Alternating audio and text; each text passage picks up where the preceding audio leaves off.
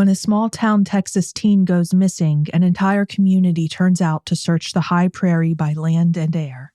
A mysterious death, a contentious debate, and shocking accounts of corruption are explored in this episode of Last Seen Alive.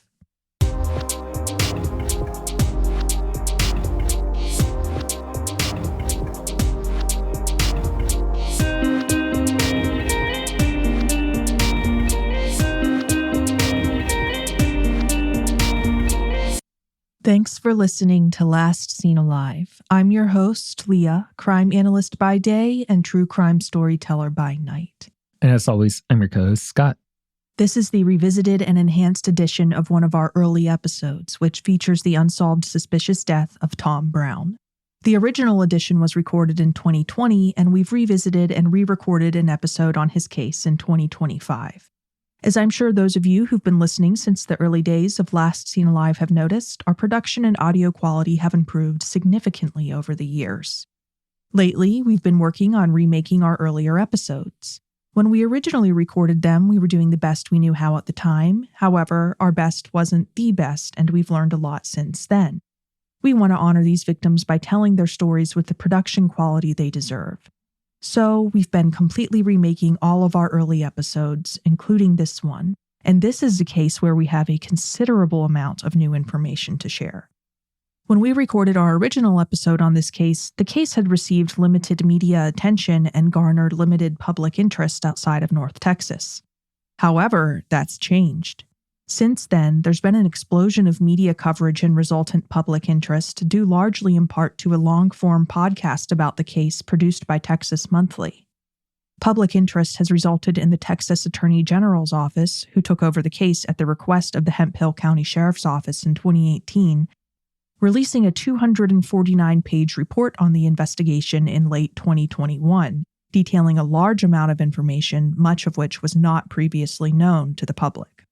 Needless to say, reviewing that report has provided us with a wealth of information that wasn't available last time we covered this case. Also helpful to informing our current understanding of this case was the podcast Tom Brown's Body by Texas Monthly and Texas Monthly journalist Skip Hollinsworth.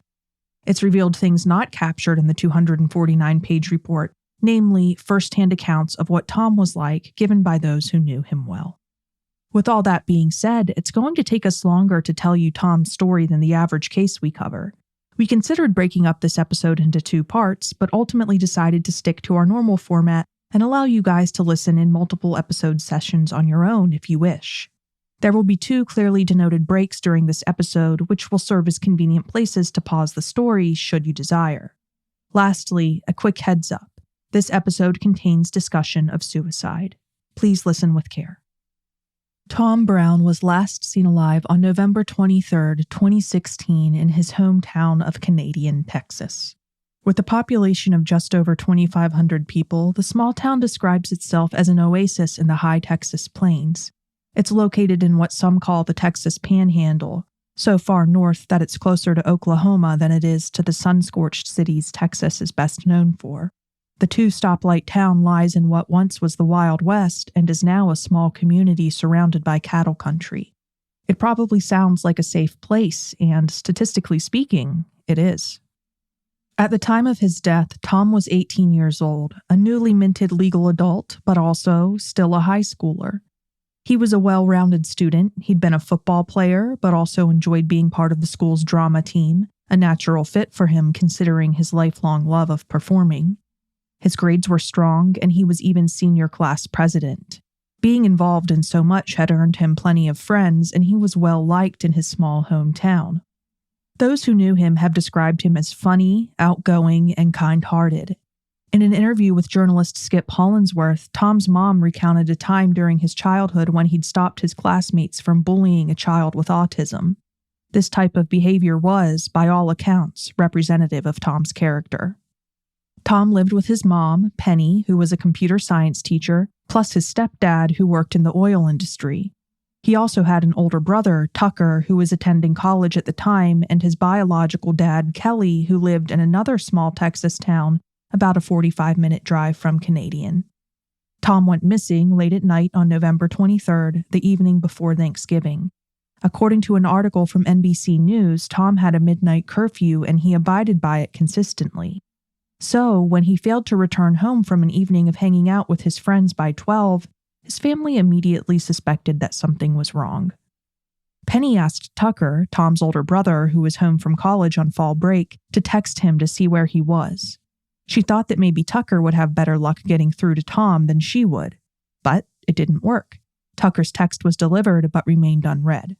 Yeah, with how active he is and how many different activities he's involved with, it really takes somebody that's very organized and reliable to be able to manage all of that. So the fact that he was able to maintain all of that and keep that schedule regularly doesn't surprise me at all. So it's absolutely not shocking in the least that this would have immediately raised suspicion. Yeah, obviously he was someone who knew how to manage his time. So Tucker's text was delivered but remained unread, and then when Penny tried calling Tom, it went straight to voicemail. After 5 minutes passed with no reply, Penny texted Tom herself. Her message also remained unread. She let 5 more minutes drag by before texting again, and this time, something was different. Her second text to Tom was unable to be delivered, as if Tom's phone had been shut off at some point since she'd last texted him just 5 minutes before. That occurred at 12:23 a.m., not because someone had intentionally turned Tom's phone off, but because, as a forensic examination of the phone's data would later reveal, it had died, presumably due to low battery. At this point, Penny was worried that Tom might have gotten into some sort of accident. Normally, he was prompt in answering messages, and the fact that he was ignoring texts combined with his missed curfew was alarmingly out of character. So, she and Tucker left the family home in separate vehicles and drove around Canadian for a couple hours, hoping to find Tom or his vehicle. Meanwhile, Chris, Tom's stepdad, stayed home so he could alert Penny and Tucker right away if Tom showed up. Despite their long searches of a very small town, Penny and Tucker were unable to locate any trace of Tom or his red Dodge Durango, and Chris remained home alone. Tom never returned. By 2 a.m., Penny was worried enough to call the friends Tom had been hanging out with that night despite the late hour. She was able to get in touch with all but one, and the ones she spoke to all expressed surprise that Tom hadn't made it home. According to the friends Tom had been hanging out with that night, their small group had met up in their various vehicles at the local middle school parking lot. Once there, they'd all piled into one vehicle and had spent the evening cruising around the small town, at one point traveling to a local area marked by a steel bridge and getting out to go for a walk. At about 11:26 that night, Tom and his friends had returned to the middle school parking lot and to their own respective vehicles so that everyone could go home. Tom made it to his vehicle and out of the parking lot without issue. We know because a friend of his verified that, and because just a couple minutes after they'd last seen him at 11:28 p.m., he'd used a debit card his mom had loaned him to fill up his vehicle at a local gas station. Tom didn't go home after that, though. According to a timeline released by the Texas Attorney General's office, here's what happened instead. The Texas Attorney General's office asserts that the following information was, quote, verified through multiple sources of forensic data, end quote.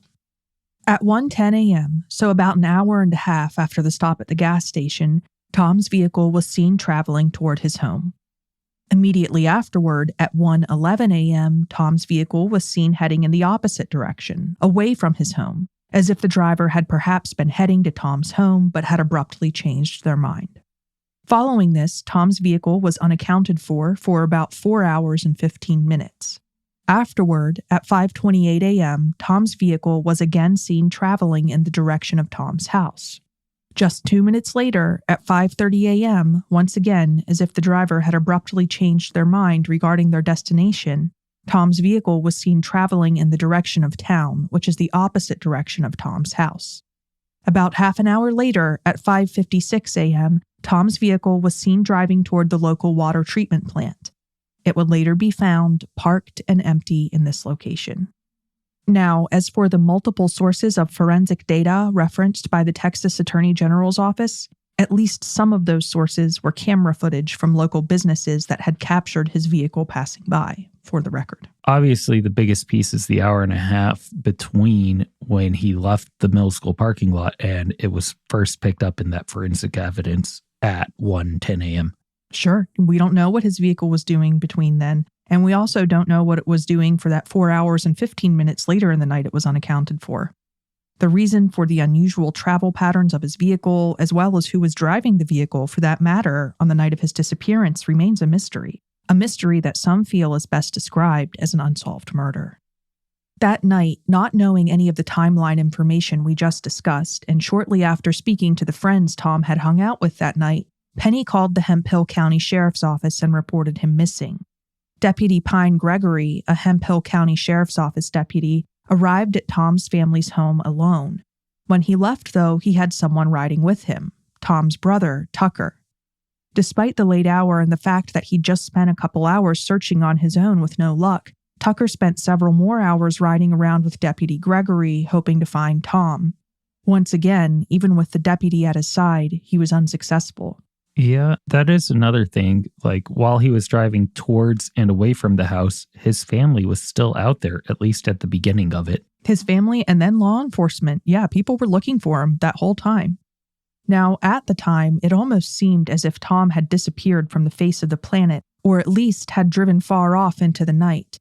These ideas were almost equally strange and equally unbelievable. No one could imagine the Tom they knew simply leaving town without a word to his family. By the time the sun rose over Canadian the next morning, search efforts had expanded to include not just more volunteers on the ground via foot, motor vehicle, and horseback, but helicopter as well. And it was a good thing airborne searchers had joined the effort, because if not for their unique vantage point, it might have taken searchers even longer to discover what they found next. From the air, a searcher identified a red vehicle parked in a remote area approximately 4 miles, or about 6.5 kilometers, from Tom's home near a water treatment facility. It turned out to be Tom's Durango, but because the vehicle was empty, finding it only led to more questions. Mainly, where was Tom? And it wasn't just Tom who was missing. Some of his personal belongings were unaccounted for as well. Specifically, his phone, his keys, his school-issued laptop, and a backpack were missing from the vehicle, which had been left unlocked with the driver's window halfway down. The mystery of Tom's whereabouts would remain unanswered for more than 2 years. And during those 2 years, tremendous contention would arise in the town of Canadian. Rumors and rumor-based theories would proliferate public and private discussions alike, with people involved in the investigation, including officials from the local sheriff's department and a private investigator hired by Tom's mom, publicly going for each other's throats. Theories regarding Tom's disappearance would vary from him being secretly homosexual and running away with an older man, to him being murdered by a motorcycle gang, to him starting a new life somewhere as a professional wrestler, to him living off-grid in some unknown wilderness, or even somewhere as a circus worker. Unfortunately, that all tracks 100% with what I see from small town Texas. Yeah, the theories really ran the gamut, and a lot of them didn't seem to have much evidence to go off of. It was just like people were saying whatever popped into their head. They don't always need evidence. I mean, rumors start and circulate and they gain traction, and depending on how prominent you are within that small community, the more weight your rumor is going to carry. Sure. Now, in reality, Tom had never, unfortunately, left Canadian. He hadn't started a new life at all. Rather, he'd lost his life at just 18, presumably on the night of his disappearance. Before we move on to the details of how Tom was eventually found, there's something you should know. Search efforts to locate Tom immediately after his disappearance and the discovery of his vehicle were pretty extensive. They included both professional and volunteer efforts and were conducted via land and air, in vehicles and on foot, and with the assistance of canines.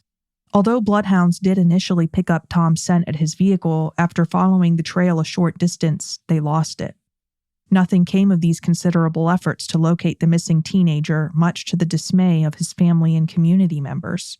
Ultimately, the length of time it took for Tom to be found wasn't indicative of how much or how little the people of Canadian cared. For the most part, they cared very much.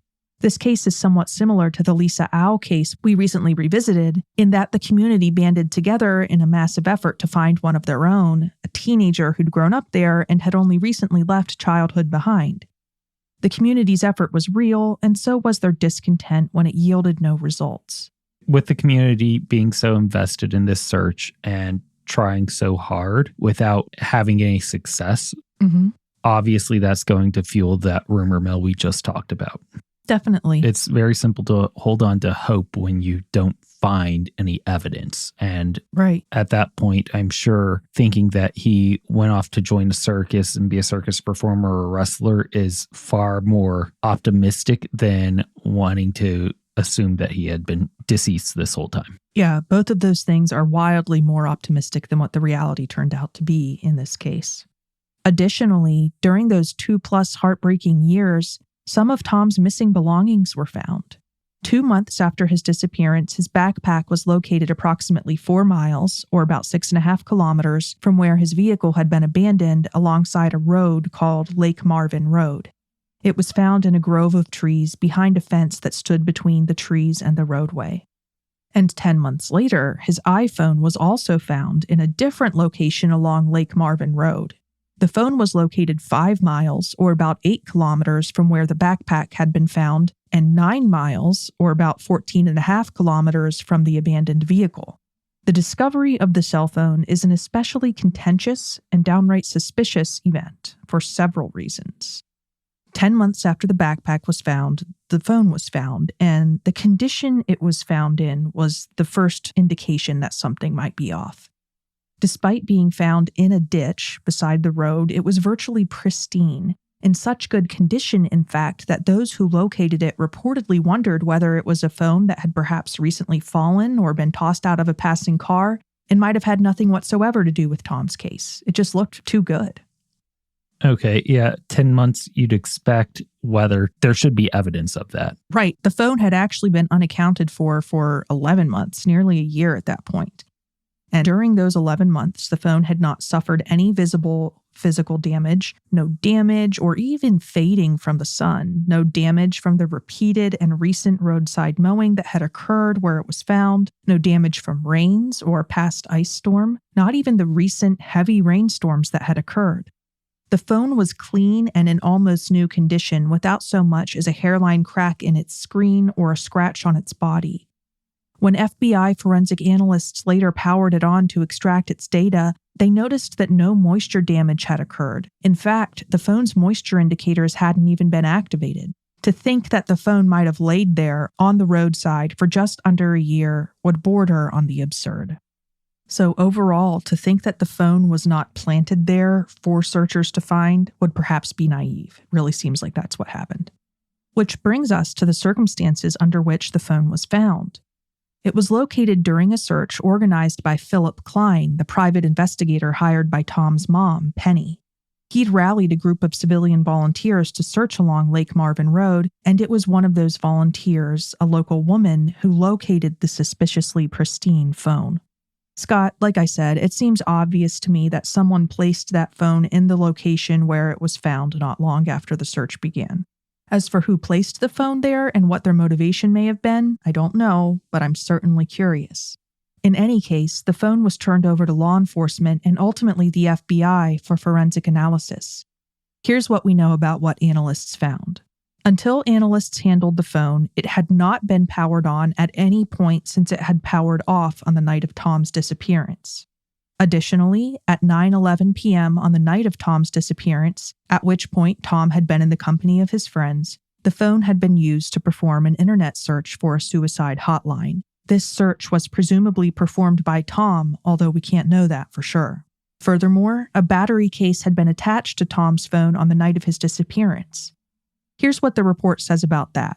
Quote, "The phone records show a plug-in/charging event earlier in the evening while Thomas Brown was at his house. There is never an unplug event the rest of the evening, suggesting that the plug-in event was the result of the built-in battery charging case attached to the phone and not another type of charging source that would require an unplug event before relocating the phone.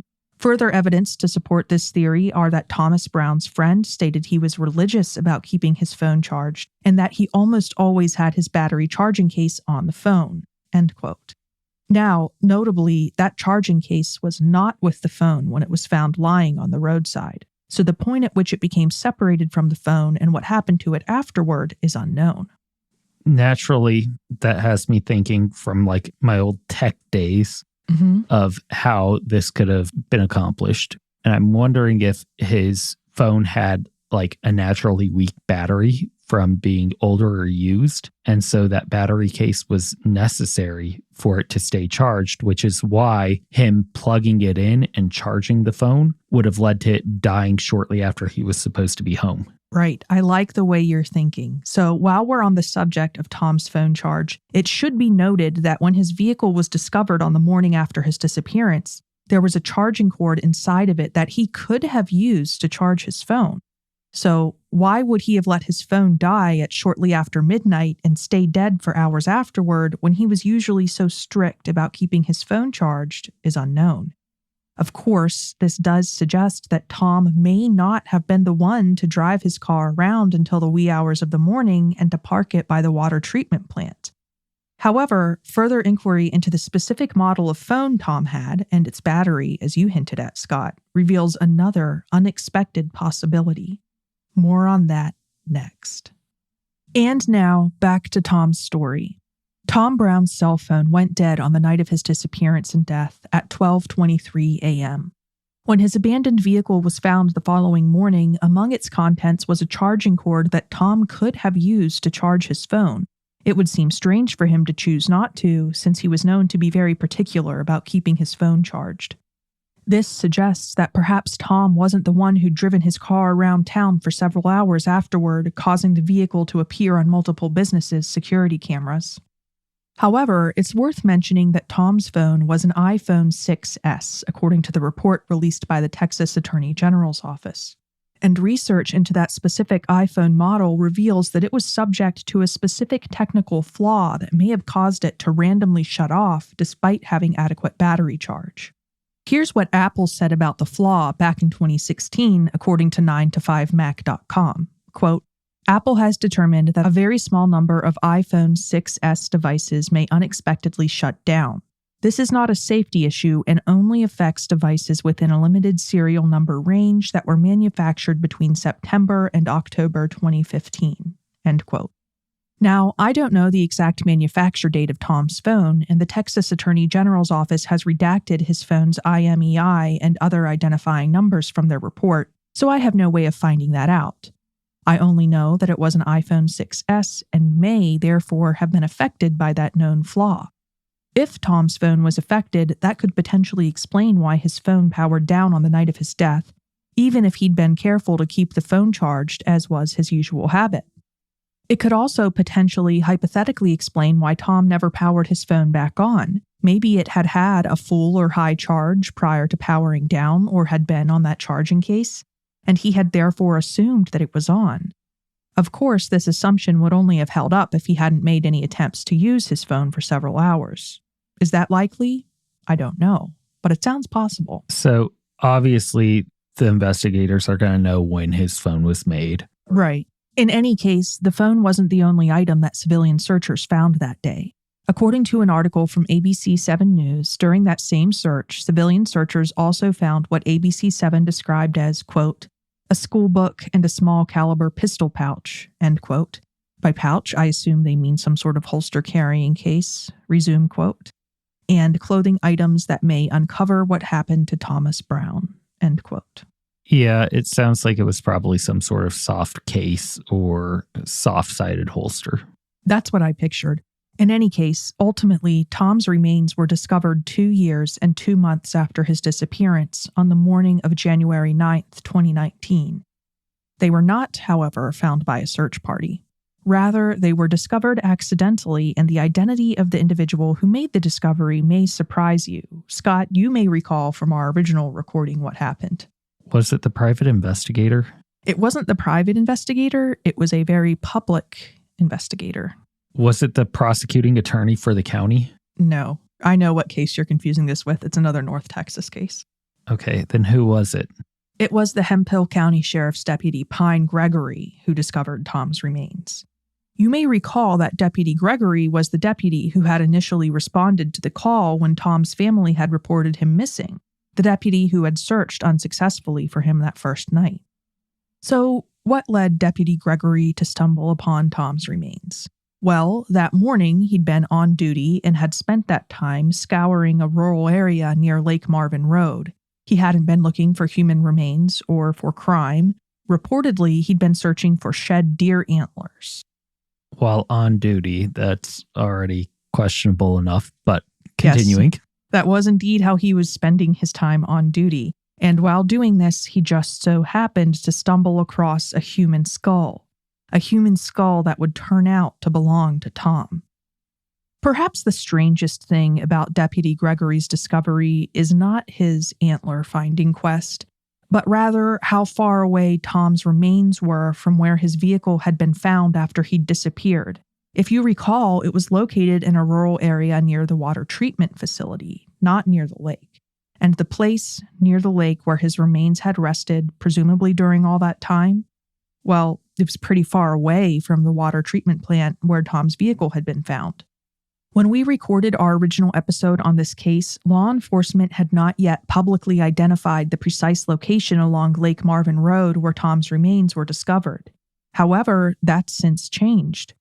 We now know exactly where they were found, and that location is a rural spot alongside Lake Marvin Road, approximately 12 miles, or about 19 kilometers from where his cell phone had been found alongside the road, and even further, nearly an 18-mile or 29-kilometer drive from where his abandoned vehicle had been found.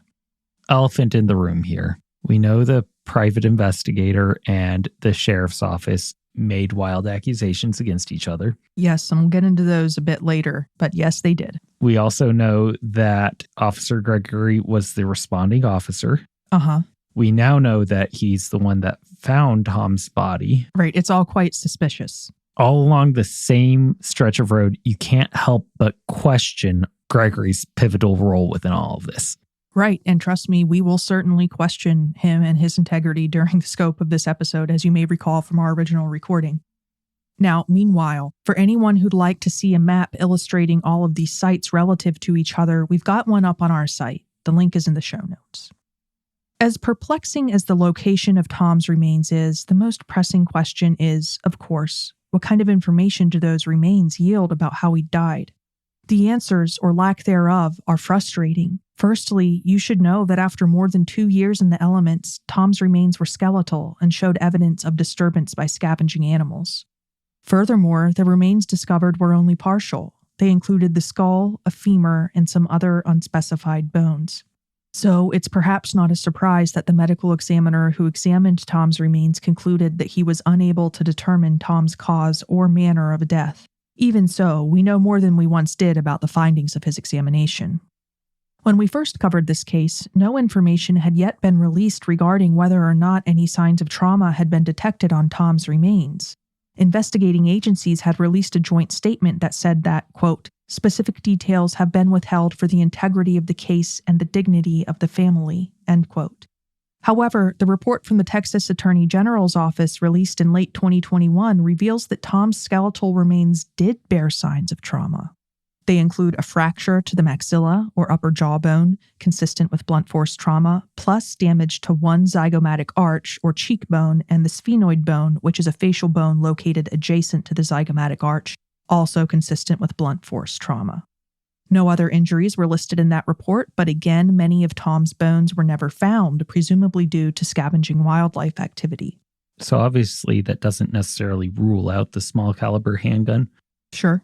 However, to think of inflicting blunt force trauma to yourself that would break so many bones or archways, that's definitely not consistent with what I would think of with a suicide. Yeah, those injuries to what sounds like the front and side facial area, but not to the larger, rounder part of the skull. Now, here's the thing about the blunt force trauma to Tom's skull, though.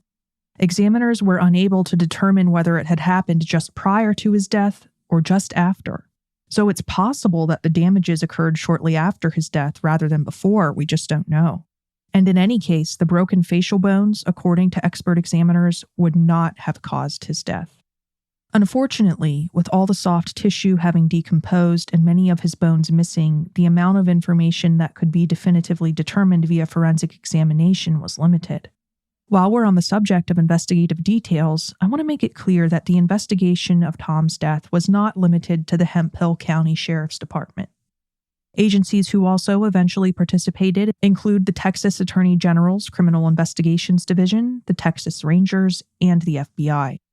Under public pressure, Hemphill County Sheriff Nathan Lewis requested in 2018 that the Texas Attorney General's office take over the case, and they did. Therefore, it's not as if the entire investigation was some contained backwoods affair hamstrung by the limited resources and expertise of an agency that rarely had cause to deal with major crimes. Elite investigative agencies did contribute, although public opinion often seems to hold that their involvement was too little, too late. I mean, when it comes to the agency initially investigating it, one of their deputies was searching for antler sheds on duty.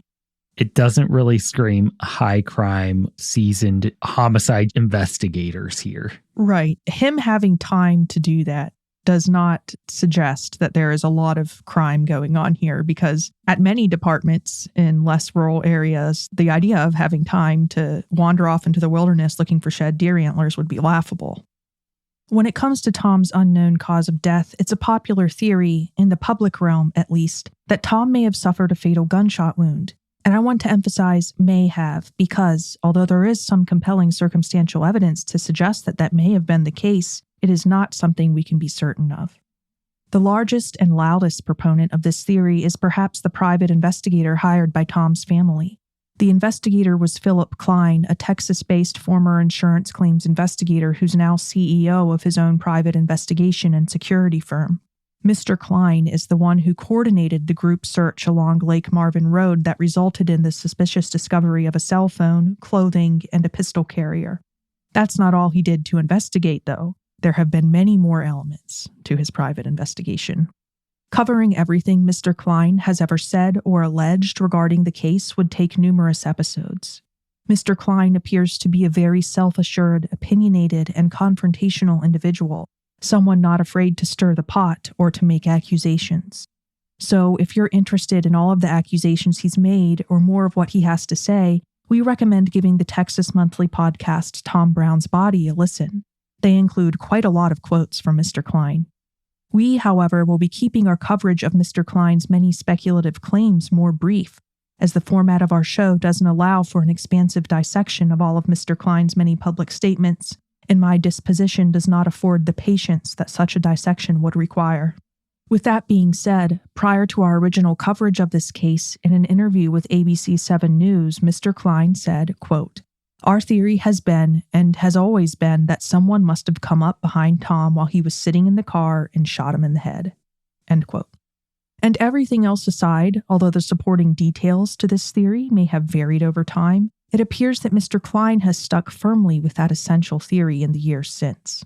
Here's the rest of that quote from ABC 7 News, which explains why Mr. Klein believes what he does. Quote, "We say that for a couple of reasons.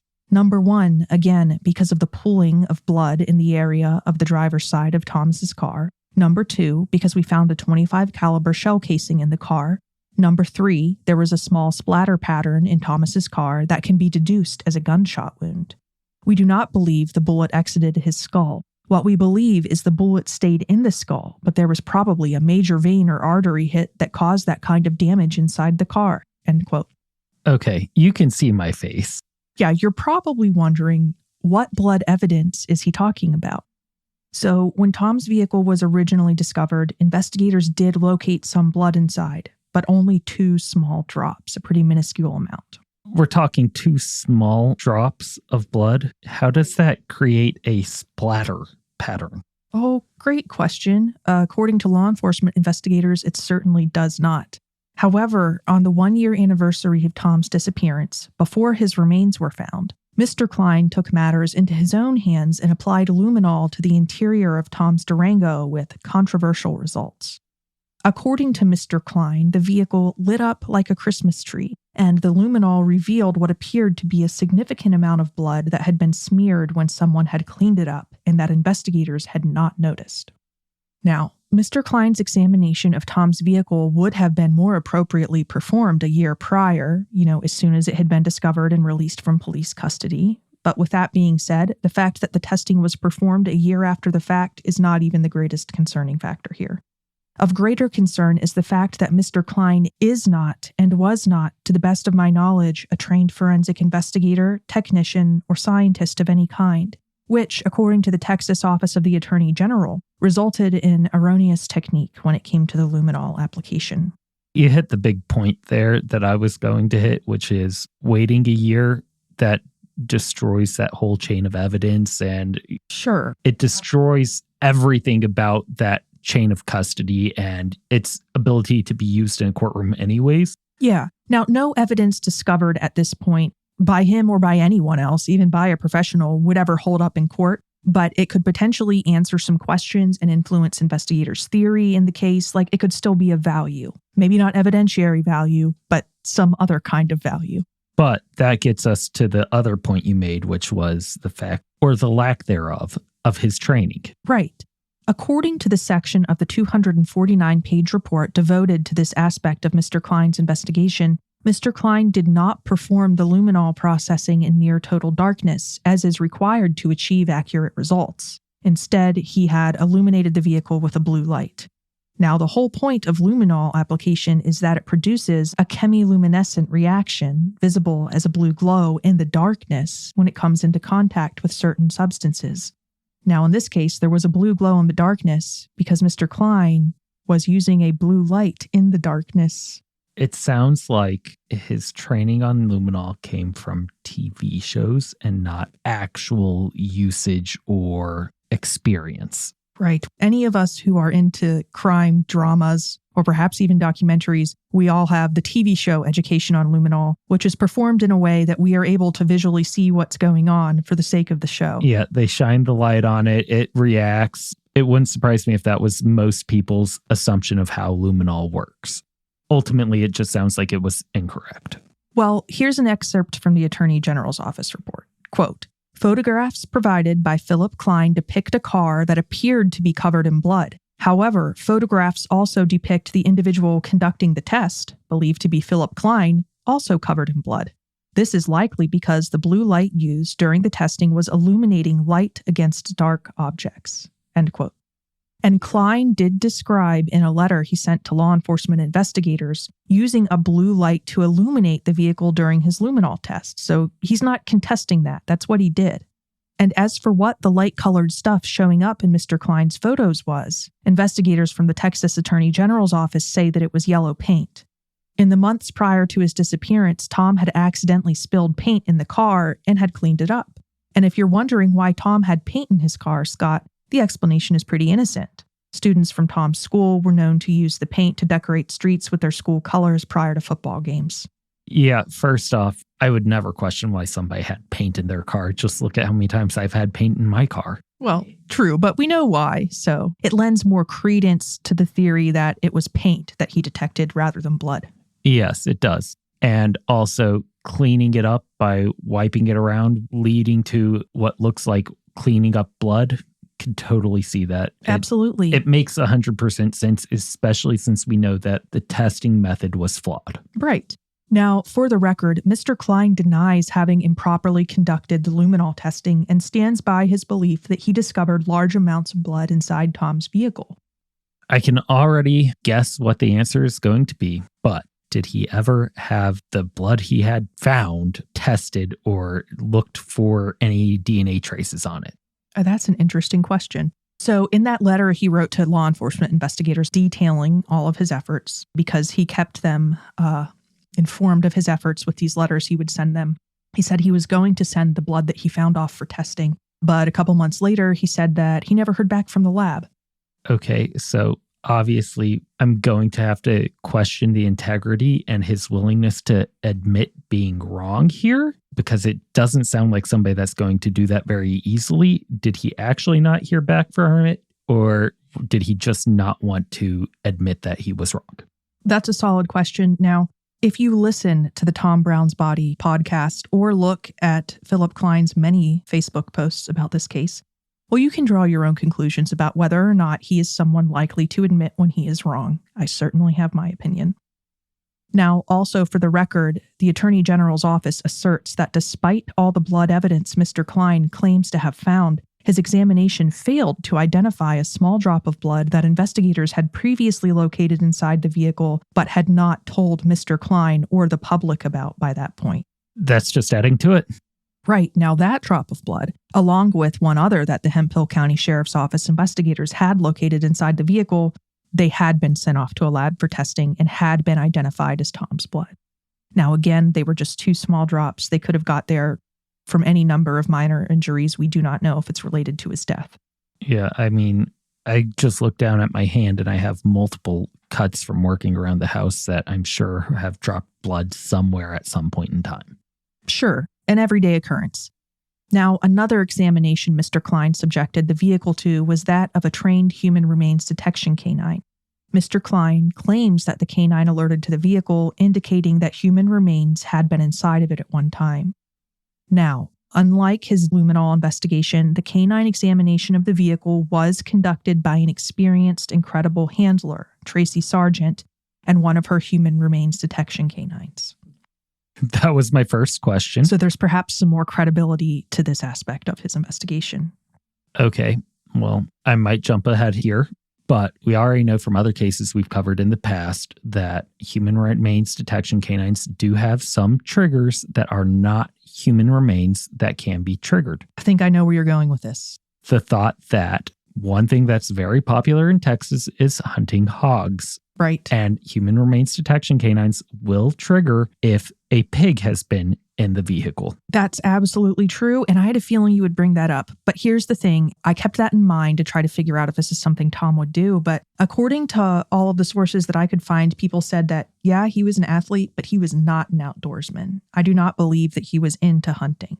Now, of course, who all else had used his vehicle during its life and whether a deceased hog may ever have been inside, it's a lot more likely in his neck of the woods than it is in most parts of the country that had happened. But to the best of my knowledge, which is incomplete, a deceased pig was not inside of that vehicle.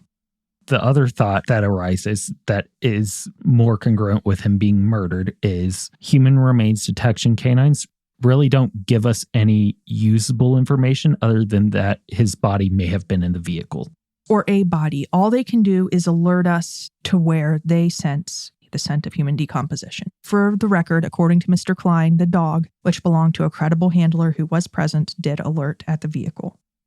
Now, despite these private efforts, as well as investigations conducted by local law enforcement, state law enforcement, and even federal investigators, what happened to Tom on the night of his disappearance remains a confusing mystery. Many of the facts known about this case seem to contradict each other, and it's difficult to imagine a scenario in which someone besides Tom was not involved in at least some of the events that occurred on the night of his disappearance. On that note, one compelling yet controversial theory is that Tom may have committed suicide.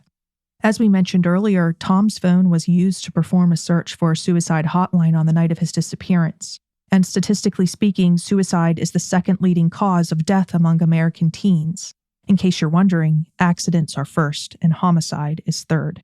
There are other factors to consider too, such as the fact that, according to the Attorney General's office, investigators spoke to multiple friends of Tom's who revealed that he had struggled with his mental health and had made efforts to conceal that fact from his family. Additionally, analysis of the data extracted from his phone revealed that he often joked with his friends about death, dying, and suicide. Furthermore, not long before his disappearance, Tom had broken up with his girlfriend, Sage, who had been a year older than him and a college freshman attending school in Oklahoma at the time. The long-distance relationship, he'd said, had been too difficult. He and Sage had promised to remain close friends, however. In fact, she was home on fall break at the time of his disappearance and was one of the friends he'd spent time with that night. Tom had also quit the football team not long before his disappearance. He'd done so because he'd been demoted to a less desirable position on the team and wasn't interested in spending his time languishing on the bench. His departure from the team had been received amicably by all accounts, and he'd maintained friendships he'd developed while part of the team. Nevertheless, some wondered whether the breakup and the exit from the football team had bothered him more than he'd let on. It's also well worth noting that depression and suicide ran in Tom's family, specifically on his mom's side of the family. Some of his family members, including his grandfather, had died by suicide. In fact, his maternal grandfather had fatally shot himself at a campsite near Lake Marvin, so not too far from where Tom's remains were found. Some have wondered whether Tom might have made his way to that area intentionally in an effort to follow in his grandfather's final footsteps. However, this theory has an Achilles heel, which is, how could Tom have made his way to where his remains were found when his vehicle was abandoned on the outskirts of town by the water treatment plant? If Tom had walked along the road from where his vehicle was abandoned to where his body was ultimately found, he would have had to have walked about 18 miles, or about 29 kilometers. That's quite the hike, especially considering that it was a cold, late November night in North Texas and Tom was not warmly dressed. According to a 2020 study, the average walking speed for a healthy male under age 30 is about 3 miles per hour. Let's say that Tom, a young, healthy athlete, moved instead at a faster average speed of 4 miles per hour. Even at that speed, it would take him 4.5 hours to walk 18 miles on unchallenging terrain. That's quite the trek. That's not something I see many people doing for a long enough period to make this trip without stopping for a significant amount of time. Right, perhaps not. But that also doesn't cover anything we know about his vehicle's movement. Right, and furthermore, what are the odds that Tom could have made that long walk along the road without any motorists seeing him, especially considering that people were out actively searching for him that night and the following morning? To walk 18 miles without anyone seeing you? So my only counter to that is the fact that his vehicle was driving around and yet it still managed to remain unseen by the people looking for it for that many hours. That's true. Well, it probably wasn't actively driving that whole time, but Tom would have to had been actively walking to make this journey. Alternatively, if Tom had ignored the road and had instead walked as the crow flies from the vehicle site to the place where his remains were ultimately found, the walk would have been a little shorter, but not by much, and it would have required him to hike through rough terrain, including some swampy areas. He also would have had to have crossed a river. All of this, too, would have taken hours, not to mention significant determination. Yeah, I was going to say, going as the crow flies doesn't make this easier. If anything, it makes it significantly more challenging. And that was before I even remembered that he would have had to have crossed a river. Right. So did Tom walk from where his vehicle was left to where his remains were ultimately found? It's technically possible, but it seems very unlikely. If he'd wanted to make his way to that area, why not drive? Why abandon his vehicle in which he could have quickly traveled to his destination? Overall, when we consider all of this, the distance and how long it would have taken for him to walk and the likelihood of him being seen, it really seems as if someone moved either his body, his vehicle, or both. And then there's the matter of his phone. It seems obvious that someone planted it for searchers to find. Why would someone have his phone, and why would they secretly hold on to it for nearly a year and then do such a thing if his death had only been a suicide? Even if we accept the possibility that Tom walked for hours into the night before stopping to kill himself, we still have to ask ourselves another question. What tool or weapon did he use to do so? The presence of a .25 caliber shell casing found inside of his vehicle suggests the possibility that he may have had a small, relatively low-powered firearm in his possession. But if he used a firearm to take his own life in the wilderness, what happened to that gun? Although Tom's remains and his missing possessions were recovered, a firearm was not. Of course, the shell casing in his vehicle may not have been related to his death at all, and suicide is possible without the use of a firearm. Other weapons or substances that could possibly be used to take one's life include, but certainly aren't limited to, knives, ropes, or cords and drugs. But here again, we run into the same problem as with the gun. None of these items or evidence of these items were discovered with or near Tom's remains. If Tom did take his own life, he did it in a very strange way, and there must be some evidence that either hasn't been discovered or has been withheld. Furthermore, if Tom took his own life, someone else had to have been involved after the fact in some way. At the very least, someone else had to have planted his phone along that road. And the idea of anyone else being involved at all in any way makes suicide seem less likely. With that being said, one theory that's been thrown around is that Tom took his own life that night and that his family, likely to include his mom and brother, quickly discovered that fact and then moved his body to hide the fact that he'd killed himself. As for why they would do such a thing, proponents of this theory often suggest that it was done in order to avoid embarrassment. I will say it wouldn't be the first time we've heard of these fantastical schemes that are overly elaborate to conceal what actually happened to somebody.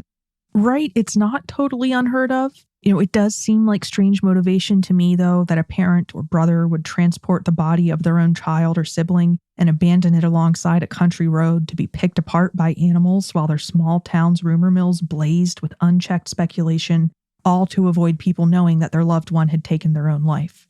Yeah. If they were to have discovered that he had taken his own life, they probably would have called for help. One would hope. Rather than just trying to hide this fact and then continuing to keep the ruse up for years. I mean, when we do hear about these stories, they generally don't persist very long before they are squashed. On the other hand, though, to do such a thing does involve criminal offenses, so if someone had done this, you think they would try to stick with their story to avoid being held responsible for any criminal offenses. Now, this theory does seem like a strange one to me, but that's exactly the theory that some people, including a private investigator named Michael Crane, not to be confused with Philip Klein, the private investigator hired by Penny, were convinced of. Michael Crane is another private investigator, one who involved himself in the media circus surrounding Tom's case, and who went on a local radio station to share his theory that Tom's family had concealed his suicide. Evidence that's sometimes cited in relation to this theory is the fact that at some point after Tom's disappearance, someone deleted his Facebook account, something that one has to have the password to do. Who did this remains unknown. At one point, Tom's mom, Penny, told law enforcement that Philip Klein, the private investigator she'd hired, had been the one to delete Tom's Facebook. Philip Klein, on the other hand, stated that actually Penny had been the one to do it. Of course, deleting someone's Facebook account after their disappearance isn't exactly a smoking gun, but the fact that we don't know who did so does seem odd. And because of the account being deleted, law enforcement investigators were unable to obtain any information about Tom's Facebook account and any communications he made from it, even with a search warrant. Of greater interest, though, is the matter of Tom's iCloud account. He and his brother, Tucker, shared an iCloud account. This is unusual, but possible. Two separate phones can run off of the same iCloud account, but it means that certain things, like their calendar and contacts, will be synced, which could of course be inconvenient, but apparently that's what the two brothers did. In any case, when investigators reviewed the contents of that shared account as provided by Apple in response to a warrant, they found thousands of data points, pictures, messages, etc., generated by Tucker. When it came to Tom, however, it was a different story. According to that report from the Texas Attorney General's office, when it came to Tom's data, the iCloud account, quote, did not contain data that is commonly backed up, such as iMessages and photographs. It is of interest because IP logs and data access logs were blank, end quote. I can speak to that to some level of clarity here. Okay. So my first question that I'd want to answer is, when did Tom get his iPhone? Because he might have been more inclined to borrow his brother's account. If he wasn't old enough to do certain things or make certain purchases, it might have made his life a little bit easier had he got it when he was a younger teenager. Possibly. I was thinking that it was probably a hand-me-down phone from his brother that already had his iCloud account on it. And then when he got a new one, he just added that phone to his iCloud account and nobody bothered to change it. Both of them are very possible. And also, just to further alleviate this, you can go into your settings and change or modify what gets backed up on an iCloud account. Yes, you can. So maybe it was Tom and Tucker wanting to share songs even, or iCloud data because of purchases that they'd made, and just it would be easier or cheaper for them to both have access to it. Yeah, so it is possible, like you said, to configure settings on a phone to not back up things like images to the iCloud. But even if Tom had done that, that presumably would not explain the IP logs and data access logs being blank. Possibly not. I guess it really depends on what all he has going through that iCloud, or if he had iCloud disabled at some point. Right, and we don't have access to that information. But all of this makes it seem possible that someone, perhaps one of Tom's family members, may have taken steps to erase Tom's digital data. Now, additionally, about 2 months after Tom's disappearance, his mom, Penny, texted the mother of one of his friends asking whether she, her child, or any of their friends knew the passcode to Tom's iPhone, which they didn't. This, of course, raises the question, why would Penny have been asking about the passcode if the phone was missing? The only thing I could really think of is if they were trying to use like a Find My iPhone or another device to try to access the phone's information, and it was asking it for like a security prompt. Well, according to what Penny told journalist Skip Hollinsworth, she'd only asked because a deputy, Deputy Clapp, from the Hemphill County Sheriff's Office had asked her to. However, Clapp and the Sheriff's Office have denied ever asking Penny for the passcode to her son's phone. So it's her word versus theirs. Of note, as we mentioned earlier, Tom's phone died on the night of his disappearance and was never powered back on until FBI analysts examined it. So we know that no one ever used its passcode to access or tamper with it. And there's one more thing to consider when it comes to the phone. Scott, remember how analysis of Tom's phone revealed that it had likely been plugged into a mobile charging case on the night of his disappearance? And remember how that case was not found with the phone on the roadside? Yes. Well, according to the Texas Attorney General's office's report, Penny told investigators that the case in question had been in her possession since Tom's disappearance. However, she never produced it. So whether or not that was true, I do not know. That seems like a really weird piece to get hung up on and never produce. Yeah. I would have expected it to at least have been in his vehicle at the time. Sure, but it wasn't. One last thing concerning this theory. It's worth mentioning that Deputy Pine Gregory, the deputy who originally responded when Penny reported Tom missing and who drove around looking for him with his brother Tucker, claims that Tucker, quote, actively kept, unquote, him from checking around the area around the wastewater treatment location where Tom's vehicle was later found. Now, what he meant by actively kept and why a deputy would be taking orders from a college kid, I don't know. And I can't mention this claim without mentioning that there's significant reason not to trust Gregory's word. We'll get into that here shortly. Meanwhile, of course, if Tom didn't commit suicide, the other possibility is that someone else killed him, that his death was a homicide. Who might have wanted to do such a thing? I don't know. Some people believe they do, though. The internet is a minefield of theories and accusations, some more plausible than others. Rumors and speculation aside, though, there are some factors in this case that are consistent with the possibility of homicide. More on those next. And now, back to Tom's story.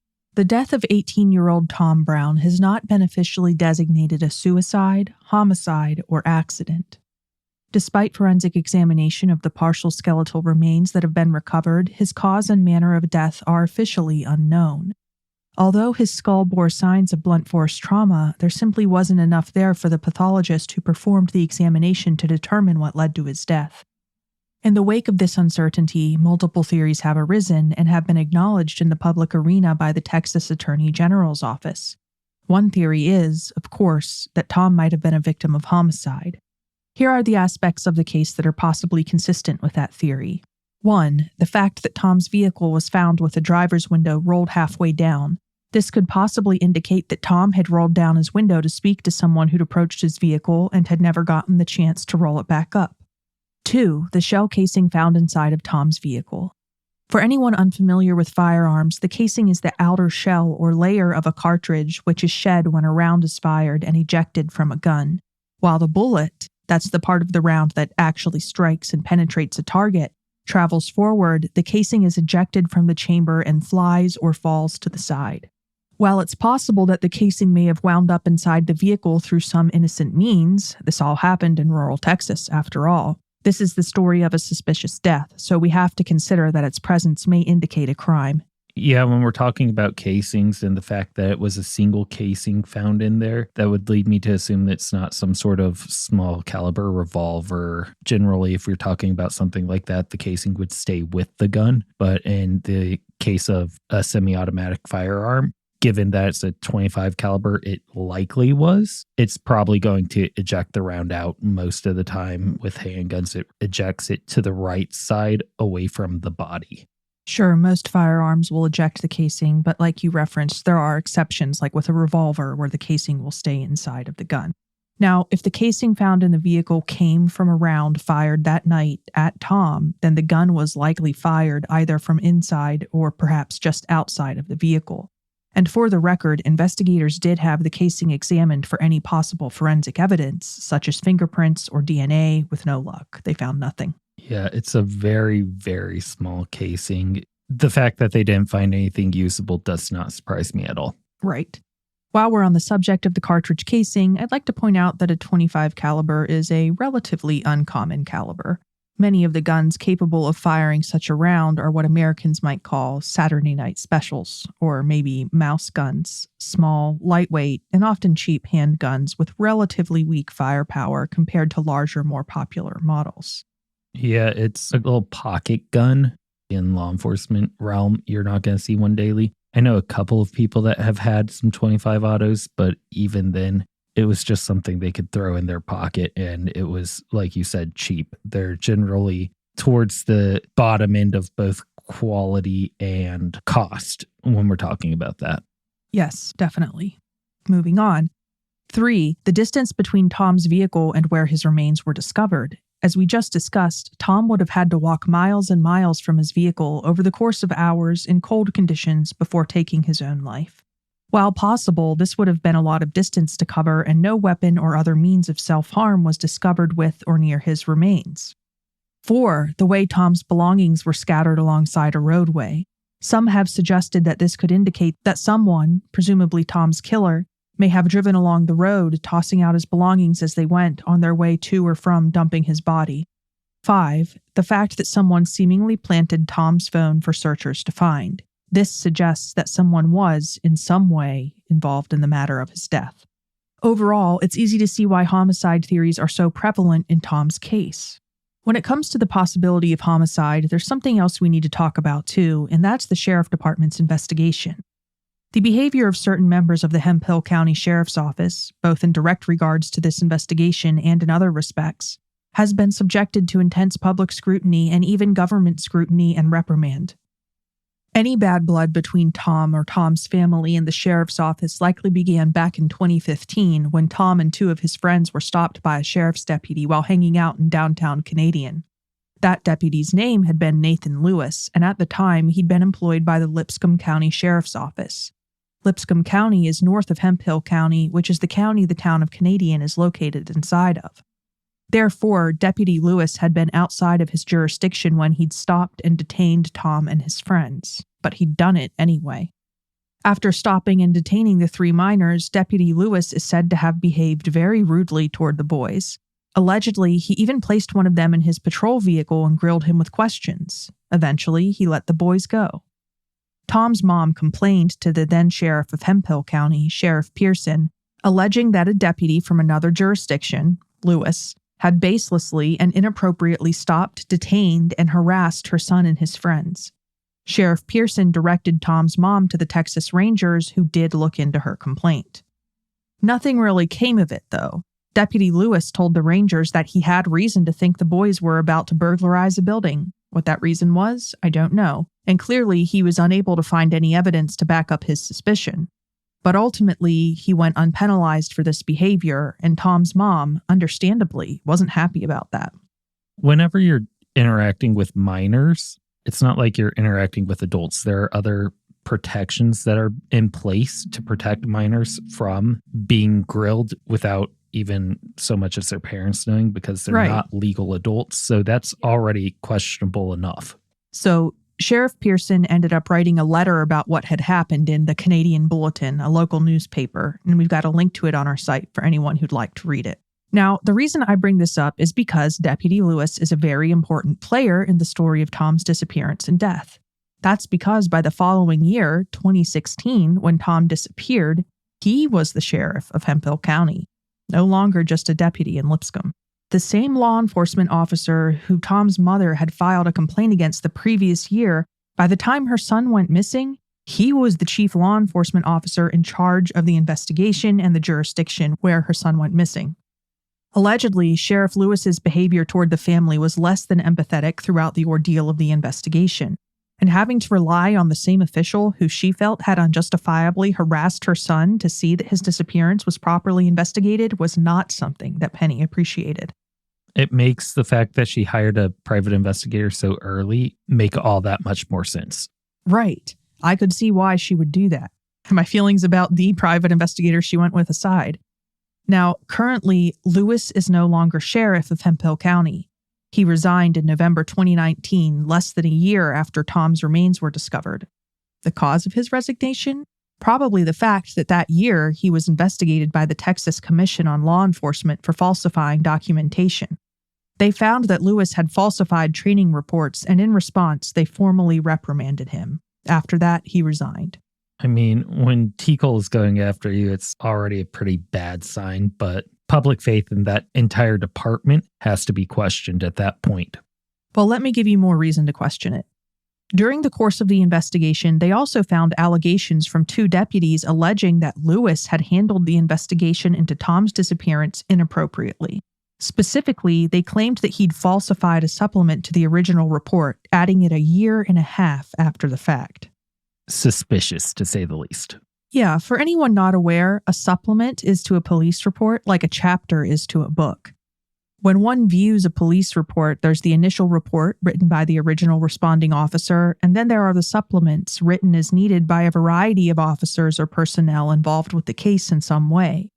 Supplements may contain anything from a brief statement from a patrol officer saying they logged ingress and egress to and from the crime scene, to a detective's summaries of interviews with suspects, to forensic investigators' reports of their findings. Supplements are normally written anywhere within a few hours to a few days of the events they're intended to record. To wait a year and a half to write a supplement is virtually unheard of. Yeah, and unless you're dealing with a really small agency, the likelihood for a chief or a sheriff to go in and add a supplement to something, it's already eyebrow-raising enough, because normally it's going to be the officers immediately involved with whatever's going on. Now, in a larger department, for a sheriff or a chief of police to write a supplement or be involved in the report writing process at all would be highly unusual. But in a smaller department like this, in a rural area, sure, it might happen. But waiting a year and a half to write a supplement? Bizarre. The Texas Commission on Law Enforcement's findings seemed to confirm what Tom's mom had known all along, that Lewis lacked integrity and honesty. For the record, his response to this finding was that it had just been a simple record-keeping mistake. Also in 2019, Sheriff Lewis was investigated for alleged criminal misconduct unrelated to the Tom Brown case. According to reporting for sources like My High Plains News, the Texas Department of Public Safety investigated Sheriff Lewis after a female juvenile probation officer reported that he had violently threatened her over another unspecified case that both she and he had been involved in. According to her, he committed the following offenses: aggravated assault with a deadly weapon, tampering with a witness, and official oppression. Big claims. Yeah, so in regard to the aggravated assault with a deadly weapon, it sounds as if she likely accused him of threatening her by brandishing a firearm at her. Now, in any case, this case was eventually rejected due to lack of evidence, according to 31st District Attorney Frank McDonough. So it sounds as perhaps this was a he said, she said situation. Sheriff Lewis isn't the only Hemphill County Sheriff's Office law enforcement figure to draw ire either. There's also Deputy Pine Gregory, the deputy who initially responded to Tom's missing person report and also later happened to find Tom's remains, and who claimed that Tom's brother, Tucker, had somehow prevented him from searching the area where Tom's vehicle would later be found abandoned on the night of his disappearance. Deputy Gregory was fired from the Hemphill County Sheriff's Office in 2019 for credibility issues. Specifically, he was reportedly so incredibly uncredible that local prosecuting attorneys announced that they would no longer accept any of Deputy Gregory's cases for prosecution. They even sent out letters to local defense attorneys informing them of this. When this happens, it's often referred to as a Brady letter. Here's an explanation of what that means from the Texas Municipal Police Association. Quote, "Once an agency receives one of these letters, the officer who is the subject of the letter is no longer able to testify in support of criminal cases referred for prosecution in that jurisdiction, a core function of law enforcement. Accordingly, the officer is often terminated from employment as he or she is no longer able to fulfill a core duty of their job. Some agencies are large enough to find a role for such an officer which does not involve court testimony, but most are not." End quote. And that's not the only controversy Pine Gregory has generated. Back in 2003, 13 years before Tom went missing, Gregory was criminally charged with deadly conduct. The reason? He had seen a strange car driving through his neighborhood and thought that it was suspicious. So, naturally, he approached the vehicle, armed, told the driver he was a police officer, and ordered her to get out of her vehicle. It turned out that she was a pizza delivery driver just trying to deliver a pizza. Now, according to the pizza delivery driver, he pointed his gun at her, and because Gregory has since been officially deemed a liar, there doesn't seem to be any reason not to believe her. That's the kind of thing that you hear about when we're talking about police impersonators. Only he actually was a police officer at the time. A commissioned officer going through and just running up to somebody and pointing their gun at them or being in their neighborhood, that's ridiculous. It's unhinged. Now, the subject of poor deputy behavior brings us to another theory, a conspiracy theory that seems to be relatively popular among the public. Some believe that Sheriff's Department personnel may have been involved in Tom's death. Some even wonder whether Sheriff Lewis may have killed Tom. Revenge is a strong motivator. Right. Would that be incredibly malignantly petty? Yes. But are there a lot of petty characters in this story? I think so. Now, many theorists who subscribe to this belief seem to suspect that Sheriff Lewis may have killed Tom in retribution for Tom's mom, Penny, filing that complaint against him over how he'd treated Tom and his friends during the incident when he'd allegedly detained and harassed them without reason. That, again, had resulted in Lewis being investigated by the Texas Rangers. Certainly, there has never been any love lost between Sheriff Lewis and Tom's mom, Penny. Other variants of this theory involve someone outside of the sheriff's office killing Tom and the sheriff and/or his deputies aiding the killer in a cover-up. When discussing these theories, it's certainly worth reiterating that in regards to falsifying documents, training records aren't the only thing former Sheriff Lewis has been accused of falsifying. As we mentioned just a short while ago, Sheriff Lewis was also accused of falsifying records in relation to Tom's case, and those allegations came directly from deputies who worked under him. When it comes to these two theories, while people do murder people for petty reasons all the time, I think the fact that he still became sheriff and the Texas Ranger investigation didn't prevent that, in some sense, means that he won. So I could see him moving past that. However, a small sheriff's office covering up a murder, good old boy system, that I can buy into a lot easier. I can see where you're coming from. Now, also worth mentioning is the fact that among the subscribers to the sheriff's office cover-up theory is Philip Klein, the private investigator hired by Penny. He seems to have settled on this theory. According to what he has very publicly attested, he believes that someone in Canadian, likely another young adult, shot Tom more or less by accident and that the sheriff then helped that person cover it all up. Allow me to elaborate. Mr. Klein theorizes that Tom was in his vehicle in a school parking lot when someone pulled up next to him and jokingly pointed a gun at him. And then the gun went off, either because they accidentally pulled the trigger or because they intentionally pulled the trigger, incorrectly believing that the gun was not loaded. Mr. Klein reportedly believes that the person responsible belonged to a prominent family in Canadian and that a member of that family called the sheriff in a panic that night, asking what they should do. And he believes that the sheriff told them to take Tom's body out to a remote area and dump it. How exactly Mr. Klein reached this very specific theory, I don't know, but that's his opinion. As for whether or not former Sheriff Lewis and/or any of his deputies really were involved in Tom's case in any capacity other than a lackluster investigation, well, who knows? Sure, those are what one might call conspiracy theories, but it's not difficult to see why some people may entertain them. The waters surrounding the truth in this case have been badly muddied by a variety of factors. Whatever happened to Tom that night, it's clear that someone knows more than they've let on. Someone, at the very least, seems to have been involved in what happened after his death, if not the death itself. The only thing that's really clear about this case is that Tom was, as so many have described him, a good kid and is badly missed. In 2025, nearly a decade after his death and still without answers, his partial remains were buried in Canadian during a private, family-only ceremony. The Texas Attorney General's office has so far been unable to reach any prosecutable conclusion in relation to Tom's death and has declared the investigation suspended for the time being. However, that suspension is eligible to be lifted at any time if they receive new, actionable information. If you know anything about the death of Tom Brown, please call the Texas Attorney General's office at 512-463-2100. And if you found this episode to be of special interest and want to know more about the details of the case, you may want to check out the lengthy report released to the public by the Texas Attorney General's office, and or the long-form podcast by Texas Monthly and journalist Skip Hollinsworth, Tom Brown's Body. We've linked to both of those things on our website. The link is in the show notes. If you're interested in hearing about another suspicious death, you may want to check out our episode on the suspicious death of Dave Box. His case isn't related to Tom's, but it's equally mysterious and has remained unsolved for years. We aired our episode on Dave's death in May of 2023. You can scroll back to then in our feed to listen if you'd like.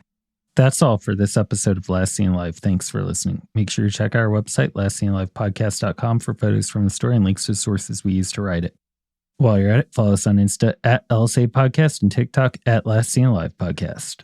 Episodes of Last Seen Alive air every Monday. See you then. If you think bringing unsolved cases like Tom's to the public's attention is important, please take a moment to rate or review Last Seen Alive and tell your friends to check us out too. We'd really appreciate it. Also, don't forget to check out our merch store where you can get an LSA t-shirt or hoodie. We donate 50% of the proceeds from every sale to the DNA Doe Project. Last Seen Alive is a Studio 222 production. Research and writing for this episode is provided by you, Leah. Audio engineering, editing, and hot takes are provided by me, Scott.